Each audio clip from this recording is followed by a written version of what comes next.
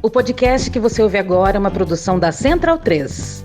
Aí o que acontece? Tu tá em casa de bobeira e aí... Do nada, do nadão. Caramba, tô com o dinheiro sobrando. Isso é uma fake news, nunca aconteceu isso. Aí tu pensa, porra, vou meter um pix recorrente lá pro Medo e Delírio em Brasília, @gmail.com. Isso não vai acontecer. Porra, Dino, me ajuda, caralho. Não. Tá, mas agora bora pra abertura. Peço aos judeus de todo mundo que considerem o que esse homem, Benjamin Netanyahu, e seu governo de direita estão fazendo ao povo judeu do mundo inteiro. Estão colocando em risco não apenas o Estado de Israel, com o qual me importo profundamente e quero que exista, mas também a população judaica em todo o mundo.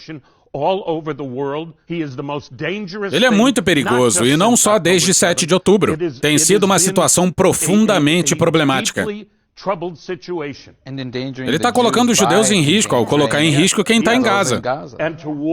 E ver o que está acontecendo com o povo judeu, que permite que isso aconteça com crianças e civis de todas as idades em Gaza, seja pelo motivo que for, é inconcebível e impensável. E peço a vocês, judeus de todo o mundo, que passem um tempo sozinhos e pensem se isso é aceitável e sustentável.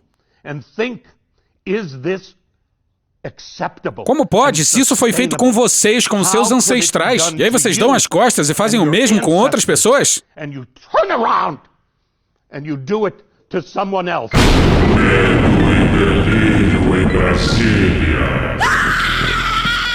Vocês percebem a loucura? Legal. Olá, bem-vindos ao Medo e Delírio em Brasília com as últimas notícias do que restou do Brasil. Bom dia, boa tarde, boa noite. Bom dia, porra. Por enquanto. Eu sou o Cristiano Botafogo. Botafogo é baixo, viu, meu filho? Cristiano, seu lixo. Seu lixo. Calma. E Cristiano. Aquele verme maldito. Cristiano, e aí? E o... Brasília, depressão. Como é que chama, gente, o podcast dos caras? E o Medo e Delírio em Brasília. Medo e Delírio em Brasília. Isso. Beijo pra eles. Medo e delírio, É hein? um programa que, pô, mano, meio duvidoso, né, mano? Fora seu Medo e Delírio em Brasília, pô. Eu não ouço Medo e Delírio. É escrito por Pedro Daltro. Abraço, Dalton! Meu queridíssimo Pedro Daltro. Um beijo pro Pedro Daltro. Pedro Daltro. Pedro Daltro. Todo mundo sabe quem é! Parabéns a toda a equipe de roteiro. E um beijo pro Pedro Daltro. Pedro pro beijo Daltro. Eu consegui descobrir quem está por trás do Medo e Delírio em Brasília. Eu nem conheço os caras. Esse é o episódio 44 de 2025. Ah, é? Foda-se. Bora passar pano? Não. Tá, mas bora tentar passar um pouquinho menos de raiva?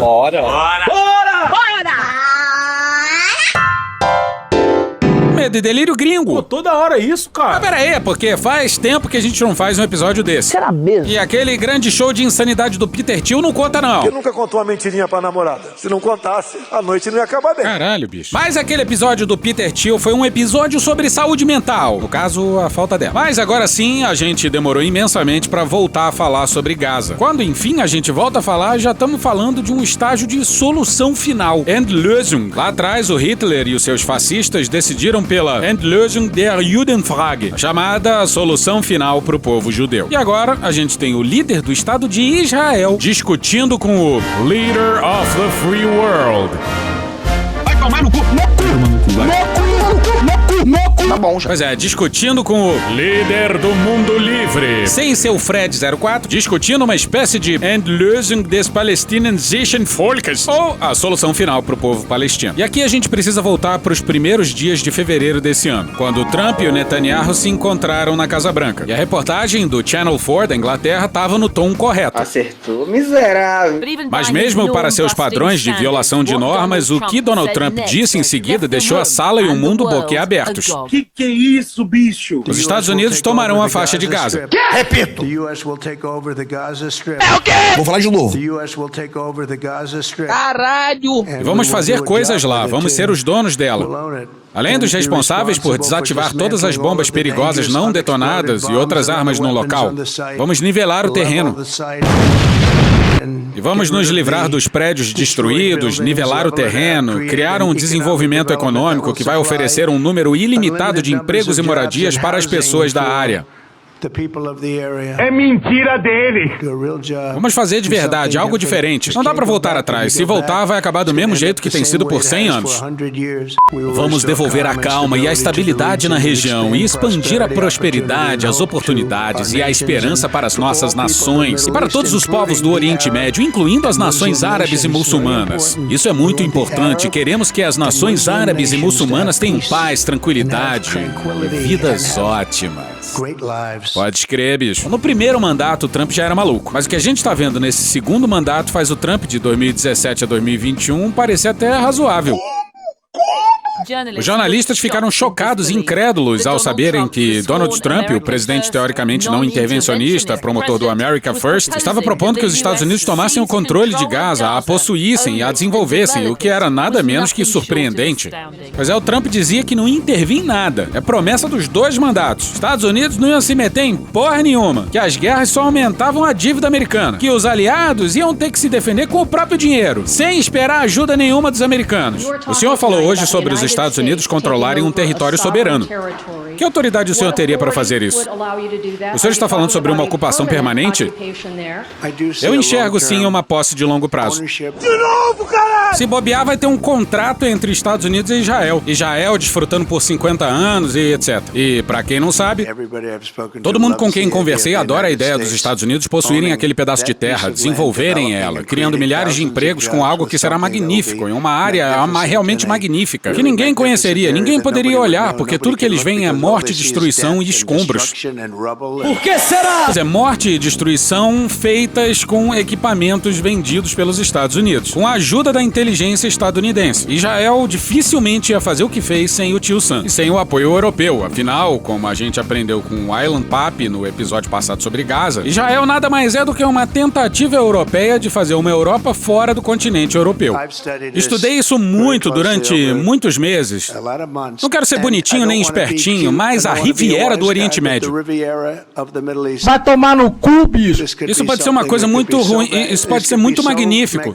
Tá direito, porra. O Trump olha para as ruínas de Gaza e vê um campo de golfe com o nome dele de frente para a praia. Mano, cu, rapaz. Se conseguirmos uma área bonita para reassentar as pessoas permanentemente em boas casas, onde possam ser felizes e não serem baleadas, mortas ou esfaqueadas até a morte, como está acontecendo em Gaza, ele pinta como se fosse um problema de crime urbano, sei lá. Não é. O problema de Gaza não é gente sendo esfaqueada. A morte vem dos mísseis, de ataques aéreos, de tanque atirando, porra de faca, caralho, porra. Parece maluco, porra. Mas enfim, vamos voltar pros dias atuais. Trump e Netanyahu de novo se encontraram. E nessa quadra miserável da história, a reunião para tratar da solução final foi em parte televisionada. Bizarro. Obviamente, os absurdos maiores foram tratados em privado. Pelado, uma piscina. Mas esses 2 monstros não se constrangem com as câmeras. Muito obrigado a todos, é uma honra ter Bibi e Sarah conosco, amigos meus há muito tempo. Fomos tremendamente bem-sucedidos juntos e acho que esse sucesso só vai aumentar ainda mais no futuro. O cenário era uma grande mesa. De um lado, Trump e os seus malucos da extrema-direita e do outro, o governo de extrema-direita de Israel. E é tudo sádico demais. Quero expressar o apreço e a admiração não só de todos os israelenses, mas do povo judeu. E tem uma caralhada de judeu que deve ter ficado puto com isso. Eu me sinto puto. E de muitos admiradores ao redor do mundo por sua liderança do mundo livre, sua liderança de uma causa justa. E da busca pela paz e da segurança que o senhor está liderando em muitos países, mas agora especialmente no Oriente Médio. Puxa saco. E olha como Netanyahu começou os trabalhos. Ele está forjando a paz nesse exato momento, em um país, em uma região após a outra. Puxa saco. So, I want to present to you, Mr. President, the letter I sent to the Nobel Prize Committee. Você é maluco, é? Essa carta o indica para o Prêmio da Paz, o que é muito merecido, e você deveria recebê-lo. Thank you very much. Guess I didn't know. Muito obrigado, eu não sabia. Bom, Thank you very much. muito obrigado. Vindo do senhor em particular, isso é muito significativo. Thank you very much. Muito obrigado. Puta que pariu! Pois é muito significativo que a carta seja assinada por esse projeto moderno de Hitler. Pronto, falei. Ah, porra! Uma vez à mesa, o homem procurado por crimes de guerra propõe aliado de guerra para o Prêmio Nobel da Paz. Pau no seu cu! Benjamin Netanyahu é procurado pelo Tribunal Penal Internacional por ser, entre aspas, supostamente responsável por crimes de guerra, de gerar fome, atacar a população civil, assassinar assassinato, perseguição e outros atos desumanos. Vem Tribunal de Haia! Você imagina só, a gente tá falando aqui de uma coisa que se parece com a solução final pro povo palestino. E engana-se quem pensa que se trata só de Gaza. E aí, um criminoso de guerra vem me falar de Nobel da Paz pra um psicopata do nível do Donald Trump. O Nobel da Paz pro Obama já foi um escárnio. E é só por isso que o Trump quer um Nobel pra chamar de seu. E porra, se ele ganhar, puta que pariu, hein, gente? Puta que pariu. Senhor presidente, o seu plano de realocação palestina ainda está em discussão? Existe um plano e houve algum progresso na busca por um país? Bibi, por que você não responde essa pergunta? E se prepara porque o que você vai ouvir vai te dar muita raiva. Acho que o presidente Trump teve uma visão brilhante. Isso se chama livre escolha. Sabe, se as pessoas querem ficar, elas podem ficar. Mas se elas querem sair, elas deveriam poder sair. Então tudo bem. Você imagina o primeiro-ministro mais longevo da história de Israel falando em liberdade do povo palestino. Liberdade pra ir embora. Você tem toda a liberdade de ir embora. Porra! E é impressionante, né? O que a extrema-direita faz com a palavra liberdade. Sexo selvagem. Um monte de vileza sendo feita em nome da liberdade. Não deveria ser uma prisão. Deveria ser um lugar aberto e dar às pessoas uma livre escolha. Estamos trabalhando muito proximamente com os Estados Unidos para encontrar países que busquem realizar o que eles sempre dizem, que querem dar aos palestinos um futuro melhor.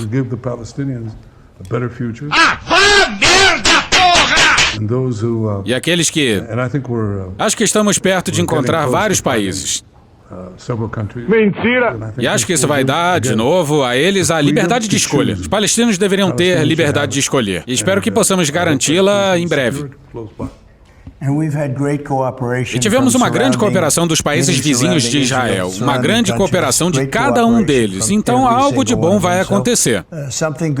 Bom, dos países árabes nenhum, né? Que lembrou a gente disso aqui, ó. A ideia é a mesma, por que a Jordânia os receber? Por que Egito os receber? A mesma pergunta. A Europa tem 44 países, por que eles não recebem Israel? Os Estados Unidos têm 50 estados, por que eles não dão a Flórida pra eles? A gente reclama sempre da Flórida, por que não dão pra Israel? E nessas horas sempre tem um lambe-bolas do Trump que fazem perguntas como essas aqui, ó. Senhor presidente, o senhor mencionou antes que queria que o seu legado fosse o de um pacificador. Estamos no último capítulo de conseguir a paz desse conflito e de todos os outros em que o senhor está trabalhando? Puxa-saco. Bom, espero que sim.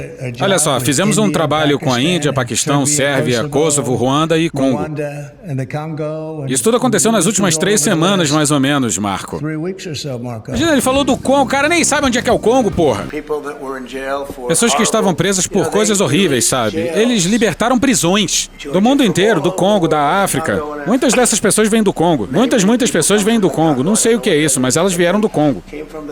Mano, cu, bicho. No cessar-fogo entre Israel e o Hamas, qual é o problema atualmente? Não acho que tem um problema. Não acho que tem um problema. Eu acho que as coisas estão indo muito bem. Tá indo bem pra quem, rapaz? Se estão indo bem, cadê o cessar-fogo? E, portanto, Netanyahu está intencionalmente colocando o padrão em um lugar inalcançável em termos do que ele está exigindo desse cessar-fogo. Ele conseguiu sair de Washington há apenas algumas horas sem estar preso a um cessar-fogo. E parece que o Netanyahu faz o que quiser com Trump. E ele quer esse espaço para poder manobrar, não apenas politicamente, não apenas por causa do seu julgamento, não apenas com Trump, mas porque ele tem um objetivo ideológico aqui, e é a remoção dos palestinos. O pior é que tem uma parte da imprensa por aí dizendo que o obstáculo para o cessar-fogo é o Hamas. Mas, na real, as condições impostas por Israel nunca vão ser aceitas pelo Hamas. Olha essa fala aqui do Netanyahu. Patrick Kingsley, no dia 11, no... Abre aspas, as condições mínimas que estabelecemos. Que o Hamas deponha as armas, que Gaza seja desmilitarizada, que não haja mais nenhuma capacidade governamental ou militar do Hamas. Essas são as nossas condições fundamentais. Fecha aspas. É difícil. E volta pro Netanyahu e o Trump na Casa Branca. O senhor acha que pode haver uma solução de 2 estados que crie um... Não sei, melhor fazer essa pergunta pro Bibi. Você tem aqui a melhor pessoa do mundo para responder essa velha questão. 2 estados. Vai em frente, pode responder sinceramente. Dessa eu quero ver. Eu acho que os palestinos deveriam ter todos os poderes para se autogovernarem.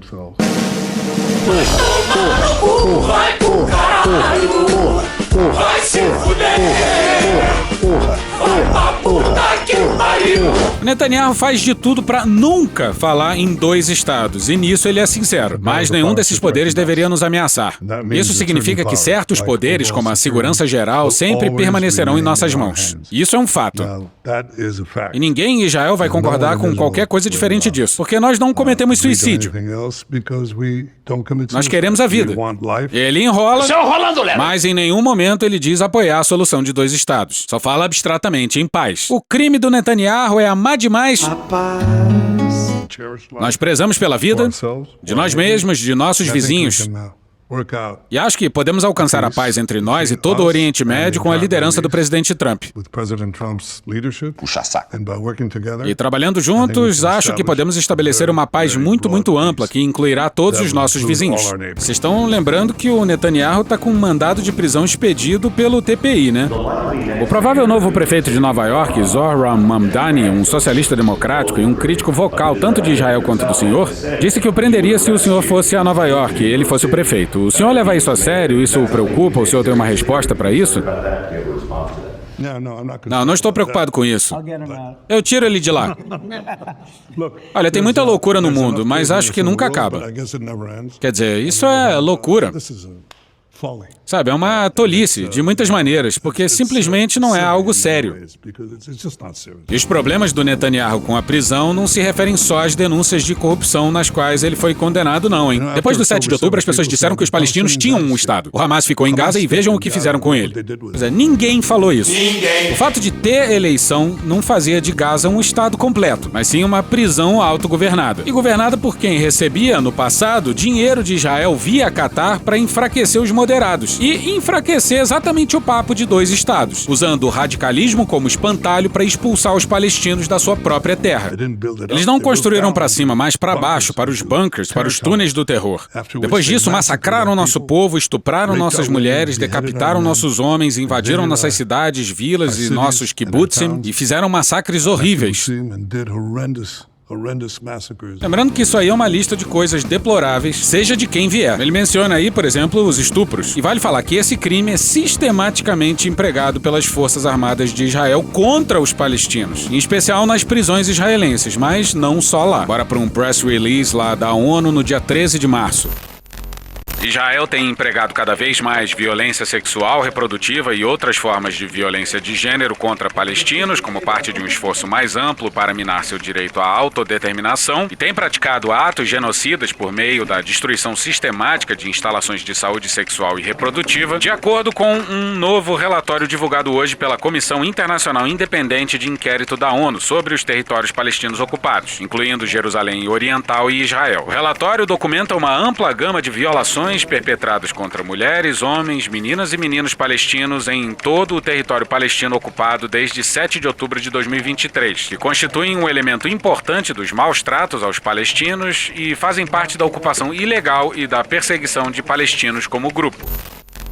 E lembrando que o emprego de violência sexual não começou no dia 7 de outubro, né? E tem gente que vai falar, mas o Hamas também usa estupro como arma. A violência de um não justifica a violência do outro, né? Não justifica essa insanidade.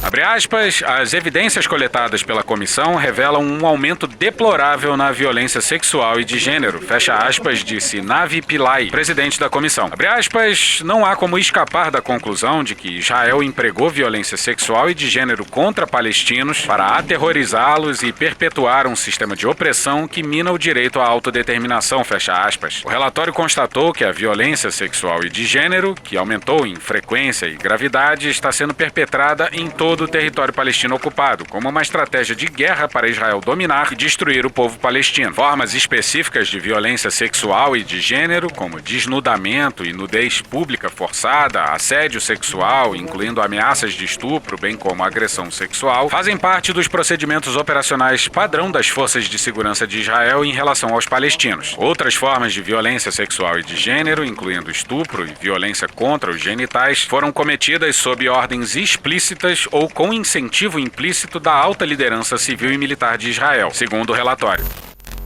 E lembrando que essas conclusões são frutos de um estudo da Comissão Independente da ONU. Mas se você tá duvidando, tá rodando por aí uns vídeos de estupros em prisões israelenses. Um soldado estupra um palestino, enquanto os colegas ficam na frente, como se fossem um escudo, para esconder a cena da câmera. E olha como se mata um povo.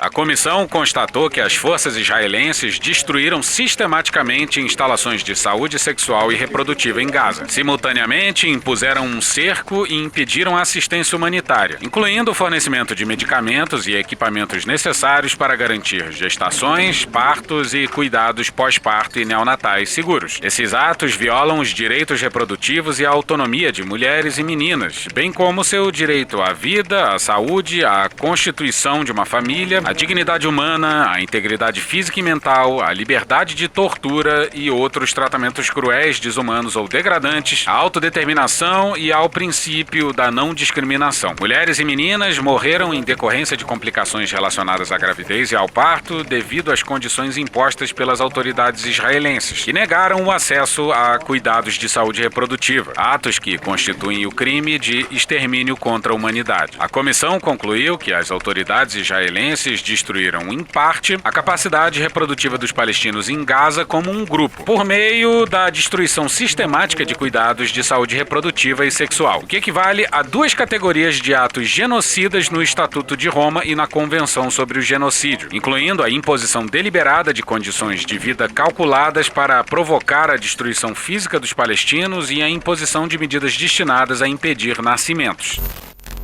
E volta com o Netanyahu na Casa Branca. Babaca do caralho. Então é improvável que as pessoas digam, vamos dar outro Estado para eles, vai ser uma plataforma para destruírem Israel. Agora as pessoas vão dizer que não é um Estado completo, que não é um Estado. Não ligamos. Sabe, nós juramos nunca mais, nunca mais. Isso não vai acontecer de novo. Pois é, depois do nazismo, o mundo jurou que aquilo não ia acontecer de novo. Mas agora são as vítimas de Hitler que seguem os seus passos. Olha só que quadra miserável da história. Meu irmão, na moral. A propósito, temos um homem conosco que pensou que este seria um trabalho muito glamouroso e fácil. É o embaixador em Israel, Mike Huckabee, ex-governador, ex-tudo. Eu diria que ele é um ex-tudo, respeitado e amado por todos.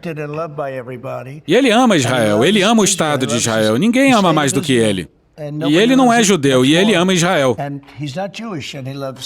Bom, Mike Huckabee é um pastor evangélico estadunidense. Não é um pastor Henrique Vieira, não. É um daqueles bem fundamentalistas, que amam mais Israel do que os Estados Unidos. Quem é que esculhamba com Israel que vai prosperar num governo e na vida? Ou a gente crê na Bíblia, ou nós estamos de brincadeira. Não é brincadeira. Não estamos aqui pra brincadeira. Cadeira. Parece que é cadeira, mas não, não acabei. Cadeira.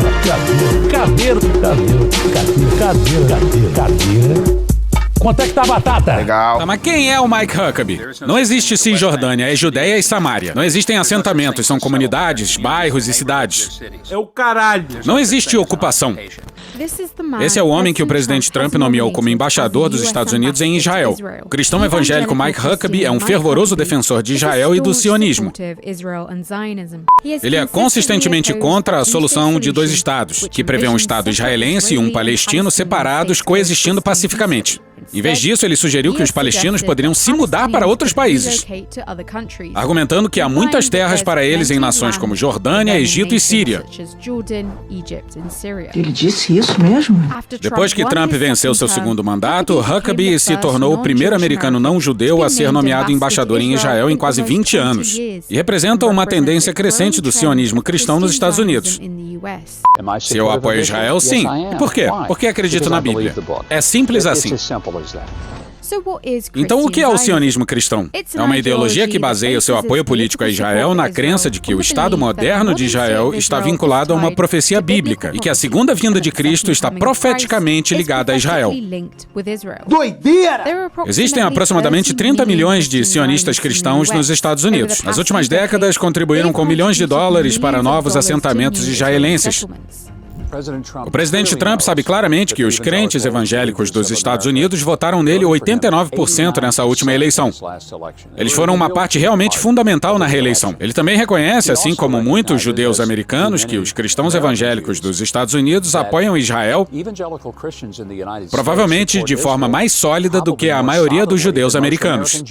E essa é a loucura maior. Os evangélicos americanos defendem mais Israel do que os judeus americanos. O cara da abertura, por exemplo, é o ator Mandy Patinkin, um judeu nascido nos Estados Unidos. Huckabee é um dos vários sionistas cristãos no gabinete de Trump, que tem fortes laços com Israel. Entre eles estão a embaixadora da ONU, Elise Stefanik, o conselheiro de segurança nacional, Mike Waltz, e o chefe de segurança da defesa, Pete Hegseth.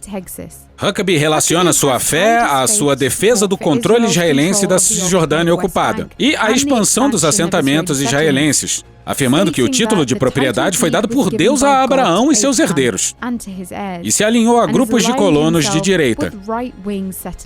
E bora voltar com a reunião da solução final na Casa Branca. Acho que a parceria entre Israel e os Estados Unidos, a parceria entre o presidente Trump e eu, produziu uma vitória histórica. É uma vitória incrível. E a combinação dessas duas capacidades extraordinárias produziu um resultado decisivo. Retardou os dois tumores que ameaçavam a vida de Israel. O tumor nuclear e o tumor dos mísseis balísticos. Porque eles planejavam construir 20 mil dessas coisas e lançá-las em um país do tamanho de Nova Jersey. Nenhum país poderia suportar isso. Então o que você faz quando tem duas coisas que vão te matar? Você tem que removê-las. Com o nosso esforço conjunto nós conseguimos. Mas quando você remove um tumor, isso não significa que ele não possa voltar. Você tem que monitorar constantemente a situação para ter certeza de que não há nenhuma tentativa de trazê-lo de volta. Então tivemos uma grande conquista.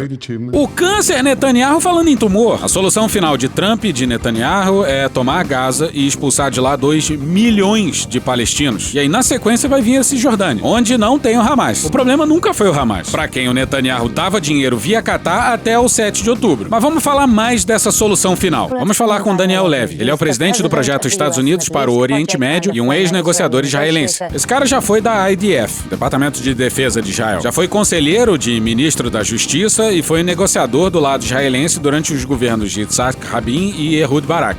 Um plano que parece estar em andamento há algum tempo, especialmente quando você olha para o padrão de destruição que estamos vendo em Rafah. Hoje, alguns comentaristas estão dizendo que é o Corredor Morag, uma área que divide a maior parte do norte e do sul. Israel está tentando remover os palestinos de 75% do território. Você imagina, já era a faixa de terra mais densa do planeta. E Israel quer que os palestinos que insistem em sobreviver se concentrem, de concentração, de campo de concentração, em 25% do território que restou. E quem está demandando isso são os ladrões da sua terra. Porque a ideia, como você deve ter mencionado, é prender as pessoas nessa pequena área. E Israel trata os palestinos como se fossem gado. Você vê que o cara usou o verbo cattle, que significa tratar como gado. A faixa de Gaza como um todo já é inabitável. Sem falar em espremer as pessoas numa zona menor ainda, e então removê-las completamente do território. E não pensamos por nenhum segundo que o que começa em Gaza termina em Gaza. A intenção é modelar isso para a Cisjordânia. E claro, os horrores que estamos vendo em Gaza, o abuso da ajuda humanitária, é algo que pode muito bem vir a acontecer em um bairro perto do seu, onde quer que você esteja no mundo, se Israel tiver permissão para cometer esses crimes de guerra. E a vileza dos israelenses que estão no poder lá, na escolha de palavras, é desconcertante. Israel está chamando de cidade humanitária. Vai tomar no cu, vai pro caralho! A crueldade, especialmente com as palavras. E guarde essa palavra aí, humanitária, que a gente já volta para ela. Como pode ser viável amontoar 2 milhões de pessoas nessa pequena área, as ruínas de Rafah, que, como vimos pelas imagens de satélite, não tem infraestrutura nem serviços? Veja que eles querem que organizações internacionais a administrem, mas, pelo que parece, a ONU sequer foi contatada. Se eles querem ser cúmplices disso, é uma outra questão. Mas Israel e Estados Unidos agora têm uma ONU para chamar de sua, com outras letrinhas. Quando se trata de questões práticas práticas, eu acho que é aí que elas vão chegar num limite. Eu não acho que tenham dinheiro para investir nisso. Aparentemente, já foi exposto que Israel está tendo que financiar muito disso. Não é necessariamente algo que o contribuinte israelense vai apoiar indefinidamente. Não acho que outros atores estatais ou outros atores importantes irão fazer isso. A GHF, essa fundação, tem sido um grande fracasso. E aqui a gente precisa falar de mais essa vileza israelense. A GHF, em inglês, Gaza Humanitarian Foundation, Fundação Humanitária de Gaza. E essa fundação, obviamente, é comandada pelos israelenses e os estadunidenses. Porque sabe como é que é, né? Na cabeça deles, a ONU compactua com Hamas. E olha quem tá por trás dessa insanidade. Como uma empresa de consultoria, a Boston Consulting Group ajudou na construção da Fundação Humanitária de Gaza, uma nova e controversa organização de ajuda humanitária fundada há um mês.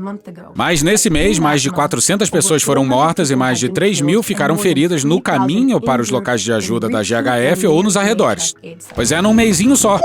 Os sucessivos ataques a palestinos que buscavam desesperadamente por comida em Gaza têm a ver com uma grande empresa de consultoria. Olha essa notícia na Al Jazeera no dia 16 de julho.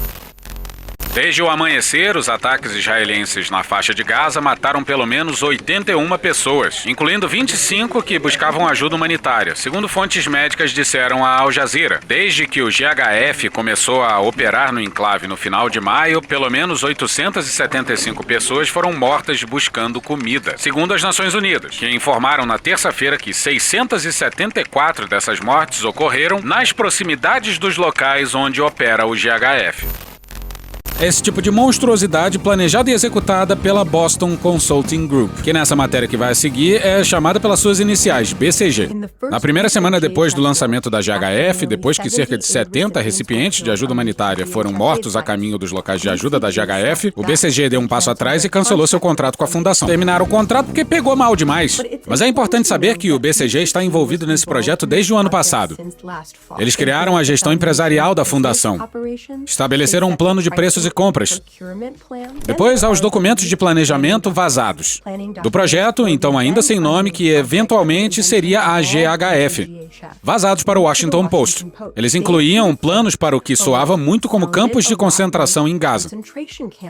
Eram propostas escritas e tudo para concentrar os palestinos em Gaza em complexos residenciais vigiados, ou como eles chamaram, áreas de transição humanitária. O Washington Post relatou que foi a própria apresentação do BCG em abril que definiu um modelo de preços e projeção de custos. Que quadra da história, hein? E a BCG também tem conexões com o subcontratado de segurança da fundação. Trata-se de Philip Riley, um ex-oficial da CIA e chefe de estação no Afeganistão. Foi sua empresa recém-criada, ironicamente chamada de Safe Reach Solutions, que conseguiu um contrato com a GHF para administrar suas operações de segurança e logística. Imagina só, a ONU se mostra incapaz de cumprir o seu papel, em especial pelo poder de veto dos Estados Unidos, e aí temos uma empresa de consultoria decidindo e cobrando pelo destino dos palestinos, e em parceria com uma figura importantíssima da CIA. Parece filme de terror! Então, a questão do direito internacional está muito clara. Tem um processo sobre genocídio na Corte Internacional de Justiça, já tem uma decisão da Corte Internacional de Justiça quanto à ilegalidade de toda a ocupação, tem mandados de prisão do Tribunal Penal Internacional contra Netanyahu. Agora tem os americanos indo atrás dessas mesmas instituições. 17 juristas israelenses se manifestando recentemente, dizendo que essas são ordens flagrantemente criminosas, que violam a lei, que violam o direito internacional. A questão no direito internacional está resolvida. Aí vai vir alguns falando, mas e o Hamas? Bate a merda, cara. Porra, puta que pariu. Se é pra reclamar de terrorismo, fazer competição de quem é mais terrorista, a gente tem que começar então pelo terrorismo de Estado que o Israel fez e que fez nascer o Hamas. O famoso laureado bebê vai voltar. Acho que a questão é a seguinte: existe alguma base sobre a qual é possível reconstruir algum tipo de arquitetura institucional e internacional baseada no direito depois do que Israel fez? É por isso que me referi anteriormente a esse grupo de 8 países, do qual a África do Sul e a Colômbia são co-presidentes.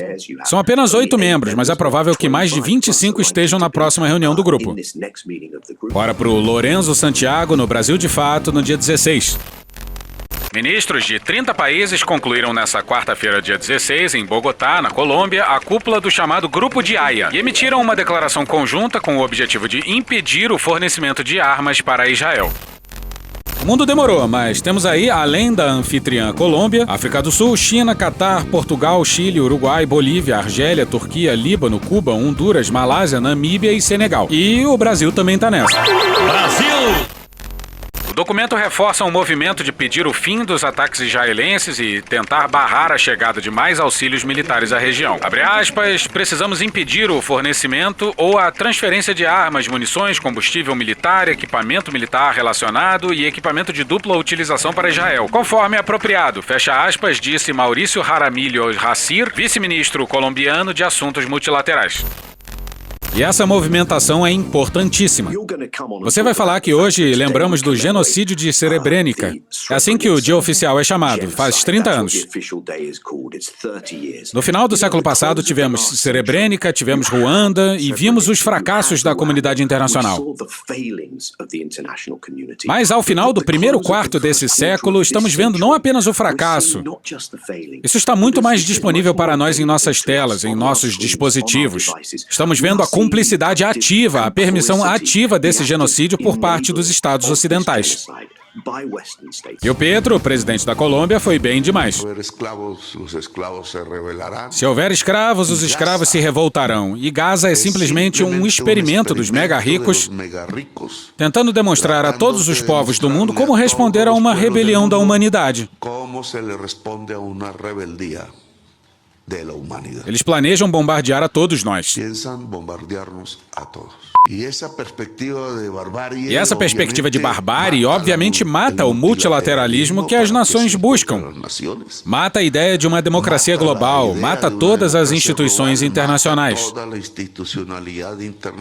Temos que formar um exército da luz com todos os povos do mundo que quiserem. E temos que dizer à Europa que, se quiser ficar com a América Latina ou a África, pare de ajudar os nazistas. Que se quiere estar con América Latina o con África, deja de ayudar a los nazis. E temos que dizer aos norte-americanos de todas as cores, porque eles já são de todas as cores, que parem de ajudar os nazistas. Como podemos ficar com exércitos que jogam bombas em crianças? Esses exércitos não são exércitos da liberdade, são exércitos das trevas. Precisamos ter exércitos da luz, unir nossos exércitos e pensar bem nas coisas. As armas israelenses não podem mais chegar aqui, e estão chegando, e o ministro da Defesa desse governo deve responder por isso. E termina essas palavras gritando: vida longa à Palestina livre! Viva Palestina livre! E vamos voltar com Daniel Levy. Bom, primeiro, a ideia de deslocar palestinos, removê-los da extensão geográfica não é nova. Estamos testemunhando, ao que parece, uma segunda Nakba. A intenção é que isso seja mais abrangente do que a limpeza étnica original que ocorre desde 1947, e a tentativa subsequente de deslocar os palestinos. Sabemos que, já em dezembro de 2023, circulavam no gabinete do primeiro-ministro planos para algo chamado Autoridade de Reabilitação de Gaza, que foi projetada para, e esta era a palavra no documento, reconstruir Gaza do nada. Portanto, a intenção era reduzir Gaza a nada. Sabemos de planos que circularam nos ministérios do governo israelense para empurrar os palestinos para o Sinai, para o Egito. Sabemos, então, que os ministros israelenses falaram abertamente sobre limpeza étnica e expulsaram os palestinos de Gaza o máximo possível, tentando encurralá-los nas áreas do sul. Então, em fevereiro desse ano, enquanto Israel se preparava para retomar o seu ataque e romper o cessar-fogo que estava em vigor na época, Israel criou o que eles chamaram de Diretoria para a Transição Voluntária dos Moradores de Gaza.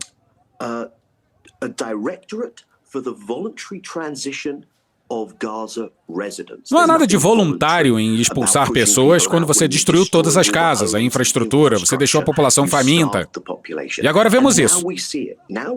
Agora vemos que uma fundação humanitária de Gaza, e a palavra humanitária está sendo abusada aqui, além do que a língua inglesa pode alcançar, mas essa fundação foi criada e posicionada de forma que os palestinos tivessem que ir para essas áreas. Essas se tornaram zonas de matança, e o ministro da Defesa, Katz, agora reconheceu abertamente qual é o plano. E vimos os documentos da GHF, do Boston Consultancy Group, até mesmo definindo um preço para o quanto custaria remover cada palestino. O historiador do Holocausto da Universidade Hebraica de Israel, Amos Goldberg, chamou isso de campos de concentração.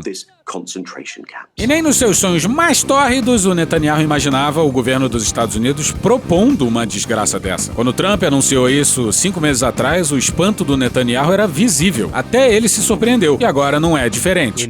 Em Israel, os políticos da coalizão de direita que está no poder estavam radiantes. A tão desejada solução de 2 estados aparentemente não é mais uma política americana. Foi incrível o que vimos ontem. Presta atenção que é importante, pessoal. Donald Trump, em Washington, de fato, nos mostrou que é possível desenhar um novo Oriente Médio. Você tá falando sério? Mas um Oriente Médio realista. Não um sonho, um Alice ou Arafat no País das Maravilhas que tivemos por 3 ou 4 décadas. Pois é isso mesmo. O Trump pegou o mapa do Oriente Médio e está redesenhando. E construindo a sua Riviera. A ideia é amplamente apoiada pelo partido governista Likud, incluindo pelo presidente da Comissão de Relações Exteriores e Segurança do Parlamento. Não é sobre campos, é sobre proteger civis. Porra nenhuma. Não quero nenhuma vítima, estou em guerra contra terroristas, não contra civis. Então por que vocês vão prender 600 mil habitantes em Gaza? Israel não está prendendo, está sim. Isso é o que você pensa, eu estou respondendo. Pois é, por décadas os palestinos estão trancados em Gaza e na Cisjordânia. Você pode falar isso 10 vezes, eu vou responder 10 vezes. Israel não quer ferir civis, Israel quer proteger civis. Nem você nem eu queremos que civis sejam feridos. Estou lutando contra terroristas, eu não estou lutando contra civis. A extrema-direita, alegre com a perspectiva, diz que essas pessoas receberão o paraíso. Receberão o paraíso. Imagina o paraíso. Só se for, dependendo da fé da pessoa, porque vocês estão matando geral. Eles vão ter tudo o que precisam. Suprimentos, todo o tratamento que precisam. Tudo será dado a elas lá. Bom, para ser claro, elas podem ir e vir. Só um segundo, não no começo. Então não podem ir embora. Como eu disse, no começo não. Enquanto o Hamas ainda estiver lá, queremos diferenciar o Hamas da população.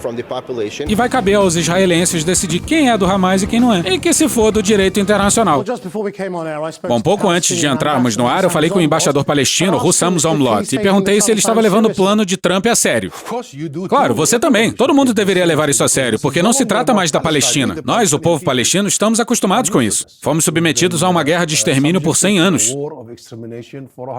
Resistimos, existimos, permanecemos e aqui estamos. Mas o senhor acha que agora isso é política americana? Ela falhou, mas aparentemente encontrou algum apoio. A ideia sionista de limpar a Palestina está encontrando algum apoio. Então é um grande motivo e um chamado para preocupação e ação. Tem a ver com a nossa ordem internacional. Algumas pessoas acham que isso é uma política de distração, que há algo mais acontecendo, talvez relacionado à anexação da Cisjordânia, que é isso que está realmente acontecendo. Sim, talvez. Ele vem dizendo isso há semanas e nós anunciaremos nossa nova política para a Cisjordânia. Então você pode estar certo de que isso é tático. É diversionista, é uma distração. Ainda assim é muito perigoso. Toda a lógica de expulsão em massa, de limpeza étnica, hoje, nessa era e tempo, é impensável. Então esperamos que a comunidade internacional se una nesse momento e evite isso. Caso contrário, acredite em mim, todo mundo está assistindo. E o que vem a seguir não será a Palestina.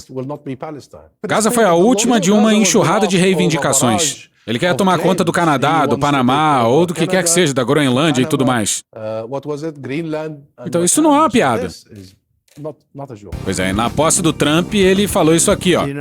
Os Estados Unidos, mais uma vez, se considerarão uma nação em crescimento, que aumenta nossa riqueza, expande nosso território, constrói nossas cidades, aumenta nossas expectativas e carrega nossa bandeira para novos e belos horizontes. O Trump não mexe com os mineiros não, que vão ficar putos, hein? E, segundo o ministro da Defesa de Israel, os palestinos confinados em 25% do território atual de Gaza vão ser desradicalizados. Um radical falando em desradicalização, meu pau no seu pirão. a secretária de imprensa de Trump, Caroline Leavitt, imediatamente garantiu aos repórteres na Casa Branca, no dia seguinte ao anúncio de Trump, que qualquer deslocamento palestino para fora de Gaza seria apenas temporário e não permanente.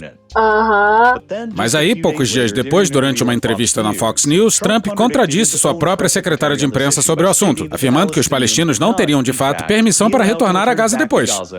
Porque supostamente teriam, citado diretamente por ele, moradias muito melhores em outro lugar e um local permanente. Don't ever use the word smart with me. Agora, não vou medir palavras aqui. O plano sugerido por Trump para Gaza é a limpeza étnica completa de mais de 2 milhões de palestinos de suas casas.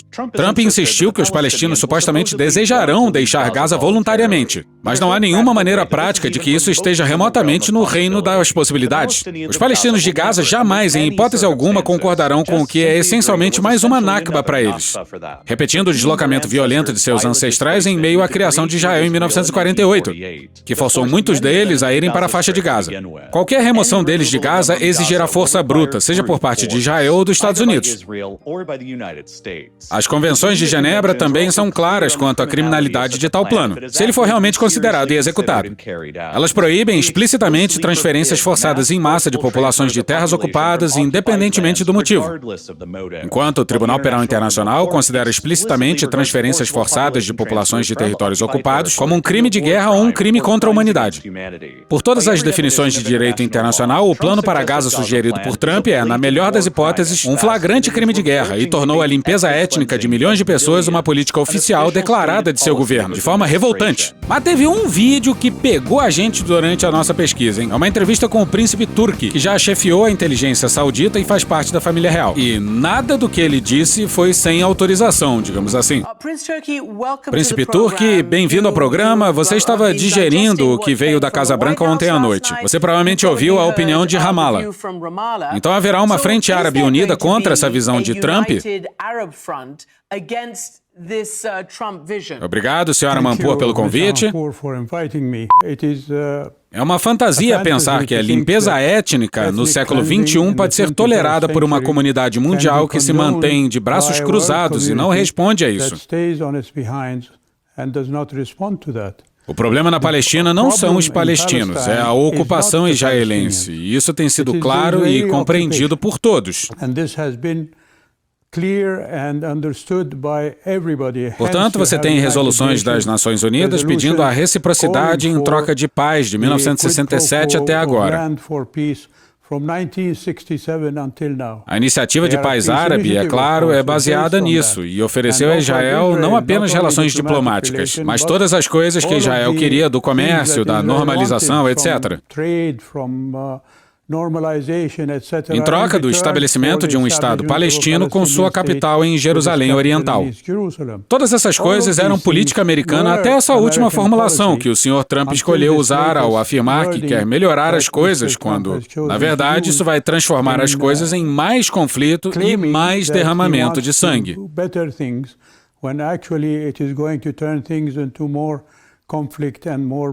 Pois é, achar que isso vai levar à paz é uma insanidade, porque só vai aumentar o ódio. Precisamos apenas remover esse domínio israelense. É isso que precisamos remover. Removeremos a causa raiz de tudo isso. Temos que exercer a pressão necessária. Israel não é um dado da realidade. Israel também está sujeito à pressão e funciona sob pressão. Uma volta com o príncipe saudita e a escolha das palavras diz muito, hein? Posso me basear nos seus longos anos de experiência? O senhor foi embaixador saudita nos Estados Unidos. O que o senhor estaria dizendo à sua capital, ao seu rei, em um telegrama, se estivesse em Washington ontem à noite nessa posição e ouvisse o que vinha do pódio?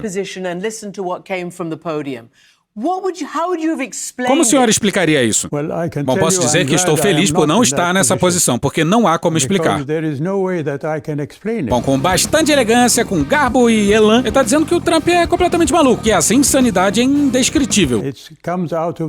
Isso surge do nada e é totalmente baseado, como disse o senhor Barghouti, na posição israelense de limpeza étnica.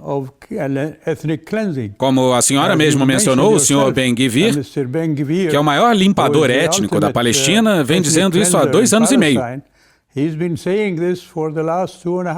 Desde que entrou para o governo, e agora está justificando o que disse com as palavras do presidente americano. Isso é inaceitável.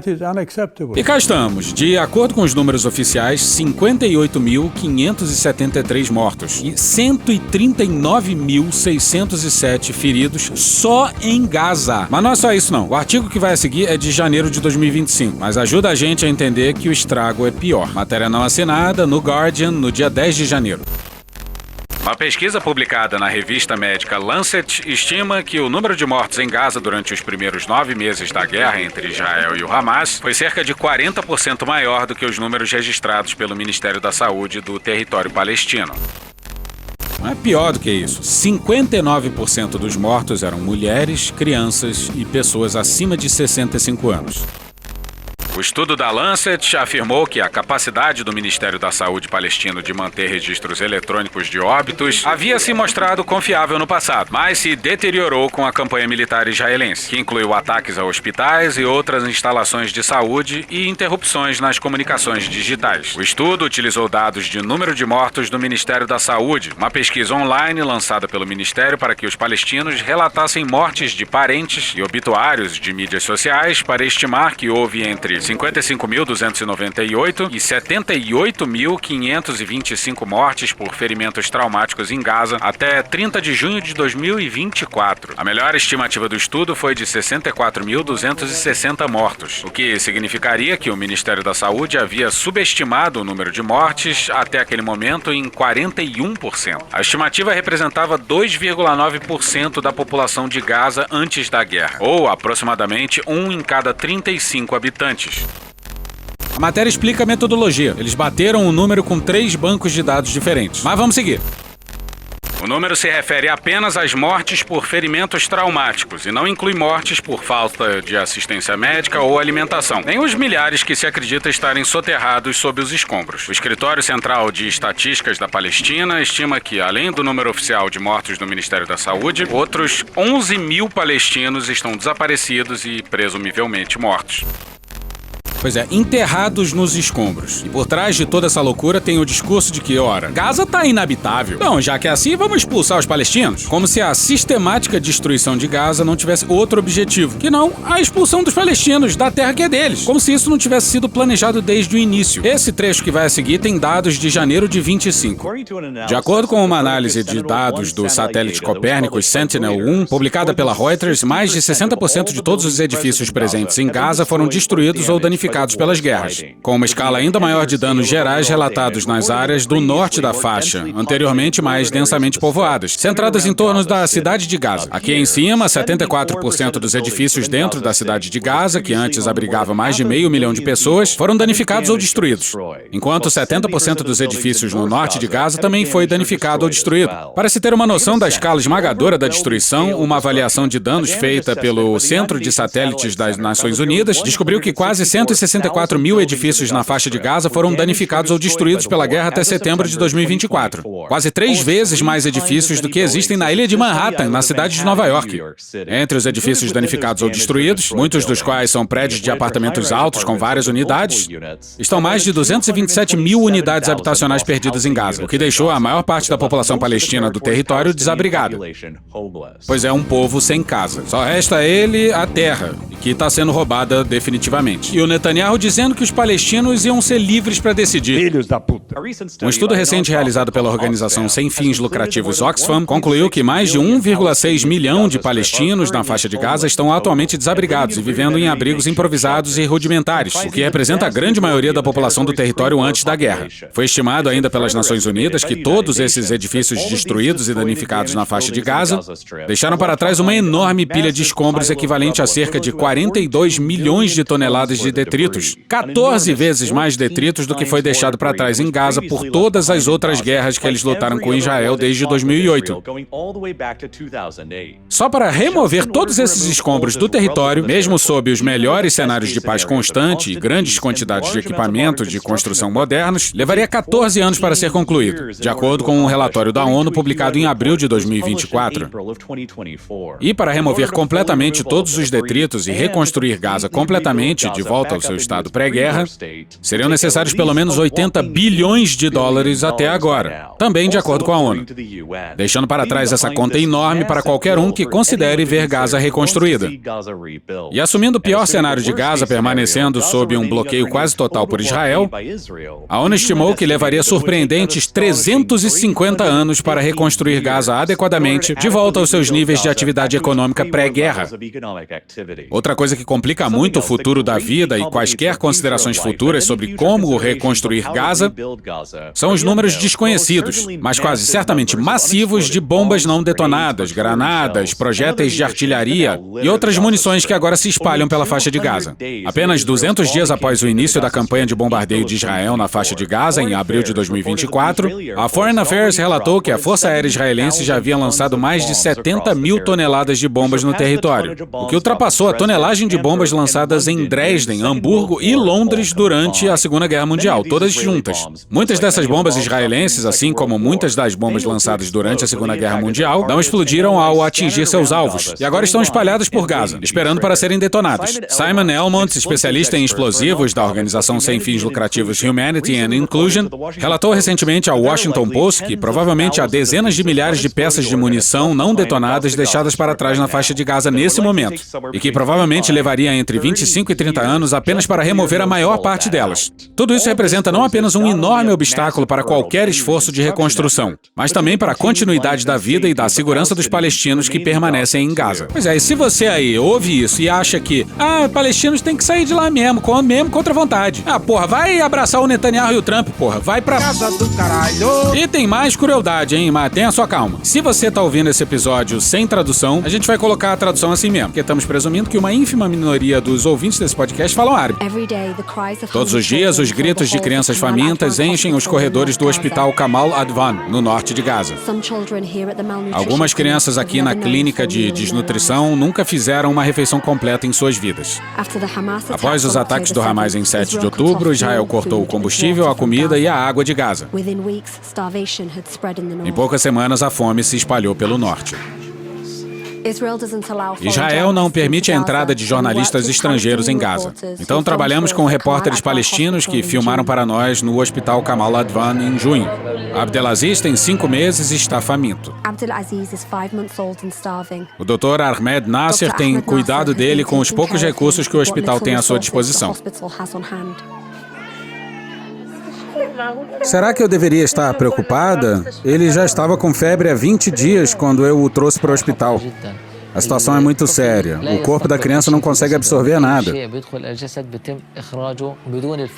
Qualquer coisa que entra em seu corpo é excretada sem a alimentar. A mãe o trouxe para o hospital porque a criança estava com diarreia crônica, estava vomitando e com febre. Muitas vezes ficamos chocados de ver 30 ou 40 casos num só dia pelo mesmo motivo. Você está amamentando ele agora? Sim, mas não muito. Ficou sem fórmula durante 10 dias, totalmente indisponível. Meu filho teve uma desidratação severa. Nunca fiquei tão preocupada na minha vida. Tenho medo de perdê-lo.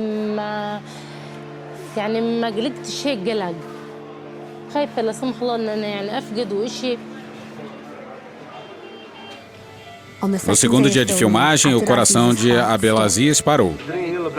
Adrenalina, rápido. Oxigênio, precisamos de oxigênio. Dê adrenalina, gente, e atropina. Os médicos o ressuscitaram, mas ele permaneceu inconsciente na UTI. Na semana seguinte, em 30 de junho, Abdelaziz Al-Horani morreu. Ele foi uma das pelo menos 38 pessoas em Gaza que morreram de desnutrição desde outubro de 23. Todas, exceto uma, eram crianças. Pois é, a gente está falando de uma das piores fomes provocadas pelo homem do século XXI. Quando a fome começa, ela leva os mais novos primeiro. Já foram 5 meses desde que Hanan Assaf e seu marido Mohamed enterraram seu filho de 2 anos, Khaled. Esse é o Khaled em tempos mais felizes, antes da guerra em Gaza e da fome que se seguiu.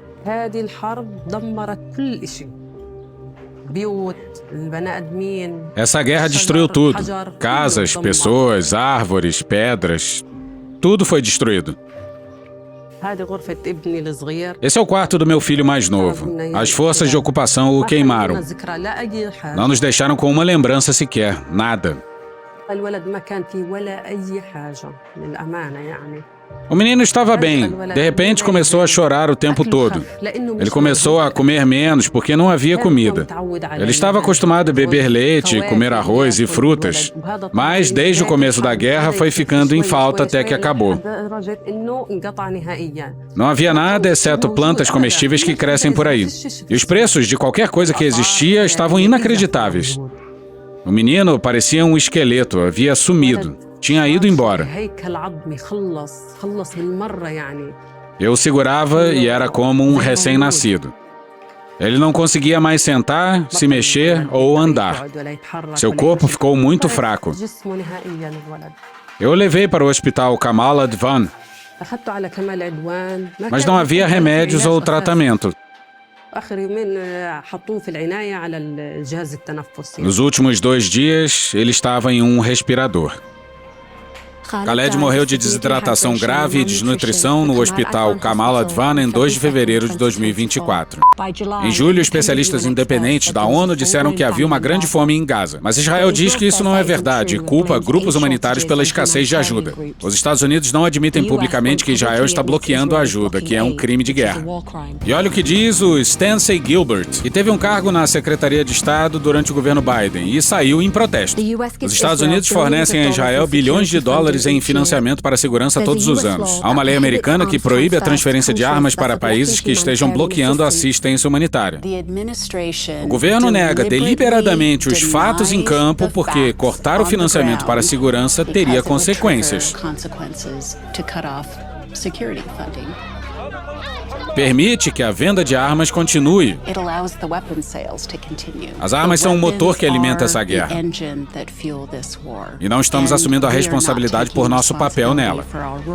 Aí o Trump e o Netanyahu se sentam na Casa Branca e decidem a solução final para os palestinos, como a gente falou lá no começo. E que todos saibamos que nós, a humanidade, mais uma vez estamos falhando miseravelmente. Já acabou esse episódio. Obviamente ficou para depois o Bolsonaro recebendo a Polícia Federal em casa e metendo uma deliciosa tornozeleira. Mas pô, vamos comparar as desgraças? Isso não é mais importante do que a gente mostrou nesse episódio aqui, né? E termino estas palavras gritando: Viva Palestina livre! Tchau pra vocês. Vem, pianinho! E hoje a gente fica por aqui. Esse episódio usou muitos áudios. Agradecemos a todas as fontes. Um beijo no coração de todos vocês. São os votos da equipe Medo e Delírio. Thank you! Se quiser e puder, pinga um lá pra gente no apoia.se/Medo e Delírio, no patreon.com/Medo e Delírio em Brasília, na Orelo ou no Pix Medo e Delírio em Brasília@gmail.com. Porra, doação ao caralho, porra. Não tem nem dinheiro pra me comprar um jogo de videogame, moro, cara? Assina o nosso feed no seu agregador de podcast favorito e dá uma olhada nas nossas redes sociais. E também no loja.medoedelirioembrasilha.com.br. Eu sou o Cristiano Botafogo, o Medo e Delírio em Brasília é escrito por Pedro Daltro e produzido pelo Guilherme Gandolfi, @GuiFrodo nas redes sociais. Bora passar pano? Não. Mas bora passar menos raiva? Bora! Me permite uma parte? Não lhe dou a parte. Bora ouvir o Salem Nasser. O Rabinovich acabou de dizer, eles foram invadidos por 3 mil combatentes do grupo terrorista do Hamas, que ele considera que é terrorista como o Hezbollah. O Hezbollah, desde o 8 de outubro até agora, só atacou instalações militares. Vamos ver se foi um foguete do Hezbollah. Digamos, são 10 crianças. 25 mil crianças em Gaza, Rabinovich. E o terrorista é o cara que atacou bases militares. Enquanto que em Israel você continua a chamar o cara de primeiro-ministro. Como assim o terrorista é o cara que matou? Que sejam 1.200. Esse é o terrorista, mas o cara que matou 45 mil, 100 mil de feridos. Esse não tem nada. Quando você sabe que ele está atacando o hospital, a escola, o campo de refugiados. Quem mais acredita na história de que você destrói um hospital e mata 200 pessoas porque talvez haja ali um centro de operações do Hamas? Aí você descobre que não tinha nada. Acabou? Não. Acabou sim. Acabou? Acabou. Porra, acabou. Beijinho, sigamos com muito amor e poesia. Ouve a voz do seu períneo. A boca é um ânus da face. Varanda do pum. Lexotan não se toma na veia. Essa porra é maconha? Quando você é jovem, qualquer pessoa que tem um baseado vira seu amigo. O Bolsonaro sendo atropelado. Tô de acordo. Fazer as pessoas passarem fome. É isso. Cenoura, cenoura. Mais ou menos isso. Que porra é essa aqui? É maconha essa porra? Quem fuma 200 baseados? Muita gente. Mas muita gente. Conversa de bêbado. Nem todo artista é maconheiro, mas todo maconheiro é um artista. Algum delírio. Presunto Parma, vamos lembrar, não é qualquer presunto. Não é proibido no Brasil transar. Antigamente as pessoas ainda coçavam a virilha, hoje nem isso coça mais. Pegue sua Toyota, empurre dentro do seu cu. Um Opalão, um Chevette, um Gol Bolinha. Vai deixar eles mijarem em cima de você? Lixo. Arrombado. Vai entrar o grosso. O grosso chegou! Ai, que dor no meu pau. Eu sou especialista em pau. É a piroca. Ela é bastante extensa. Veja a gramatura. Você não sabe como eu ficava feliz quando eu vi um trabalhador mostrar uma pica. Também entra. Cadê os machos? Eles têm um pênis. Pistolão bonito, né? Há controvérsias. Contém ovos. Não esqueça de lavar os testículos, a virilha e o ânus. 95% da população mundial faz errado a limpeza do ânus. Os galináceos têm pênis. Tem graça esse final? Não, né? Desculpa. Espera um pouco, querido. Espera só um minuto. Só um minutinho. Estamos esperando aí. Calma, relaxa. Pronto, tá bom. Era isso? Acorda, vagabundo! Acorda! Obrigado, minha gente. Deus proteja a todos. Sejam felizes. Um abraço. Deus proteja a todos. Pessoas que estavam presas por coisas horríveis, sabe? Eles libertaram prisões do mundo inteiro, do Congo, da África. Muitas dessas pessoas vêm do Congo. Muitas pessoas vêm do Congo. Não sei o que é isso, mas elas vieram do Congo. Agora, momento bastidores aqui. O Pedro e outros lugares acham que o Trump quis dizer aí é que ele não sabia o que era o Congo. Eu penso diferente. Antes dessa fala aí, ele estava falando das fronteiras dos Estados Unidos. De como eles fecharam as fronteiras, blá blá blá blá blá. Ele fala em seguida de que eles estavam indo atrás dos assassinos e dos traficantes de drogas. Aí vem, pessoas estavam presas por coisas horríveis, tal, eles soltaram essa galera da prisão, isso tá querendo dizer. Muitas dessas pessoas vêm do Congo e da África. Aí ele fala, I don't know what that is. Eu interpretei como, não sei porquê, eu não sei porquê que muitas pessoas vêm do Congo e da África. Não sei que porra é essa das pessoas estarem vindo do Congo, qual o motivo disso? Interpretei assim. Mas muita gente interpretou como se ele estivesse dizendo que ele não sabia o que era o Congo. O que não é impossível! Então tá, só isso mesmo. Creu.